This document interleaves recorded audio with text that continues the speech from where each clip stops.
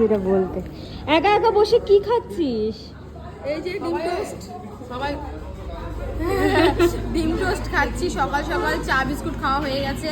এখন আমরা খড়গপুরে আছি, আর হ্যাঁ খড়গপুরে আছি, বাজে 9:30। কোলাঘাটে আছে, কোলাঘাটে, খড়গপুরে কোলাঘাটে আছি, 9:30 বাজে। এখানটা এসে ফ্রেশ হলাম, প্রথমে চা বিস্কুট খেলাম, এখন ডিম টোস্ট খাচ্ছি। আর সব থেকে লেটেস্ট কাহিনী তো তোমাদের বলাই হয়নি, আমাদের বাস খারাপ হয়ে গেছিলো। এতক্ষণ তো বাড়ি চলে যাই আমরা, বাট বাস খারাপ হয়ে গেছিলো। আমরা রাঁচিতেই পড়েছিলাম সারা রাত।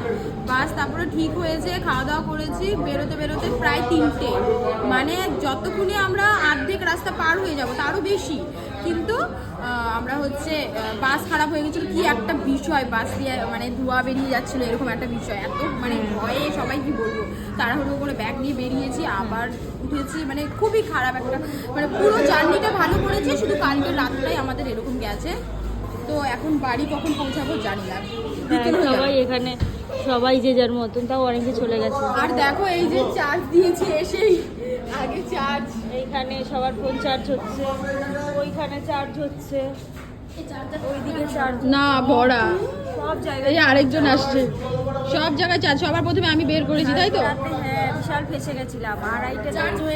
আড়াইটে পর্যন্ত মানে খারাপ এরিয়া, ওটা বিশাল ফালতু এরিয়া। ওখানে মানে কোনো কিছু নেই, ফাঁকা রাস্তার মধ্যে। হ্যাঁ, ফাঁকা রাস্তার মধ্যে ওই বাসের মধ্যে, যে খারাপ বাস সবাই ছিলাম বলো, 2:30টার সময় বাস ছেড়েছে, মামিটি সেরকম করে চলে গেল। খুব ভয়ও লাগছিল, কারণ সব অবিবাহিত মেয়েরা ছিল, একটা ছিল, পুরুষ মানুষ যতই থাকুক, বাচ্চা, হ্যাঁ বাচ্চা ছিল, ওয়াইফরা ছিল, তারপর পুরো ফ্যামিলি ছিল, তাই না? যদি একটা রাতে বিপদ হয়ে যেত। এরিয়াটা নাকি ভালো না, শুনলাম যা পরে। আর সত্যি বলতে মানে এত জনবসতি কম, ফাঁকা ফাঁকা আর কি রাস্তাঘাট, খুবই মানে বাজে সিচুয়েশন গেছিল কালকে রাতে, তাই তো? তো চলো কি বলবো, টাটা। এটা আমরা একটু খেয়ে নিই, ফাইনালি বাড়ি যাচ্ছি। হ্যাঁ ঠান্ডা হয়ে যাবে, খেয়ে নাও, এ খেয়ে নে, ওইটাই আমি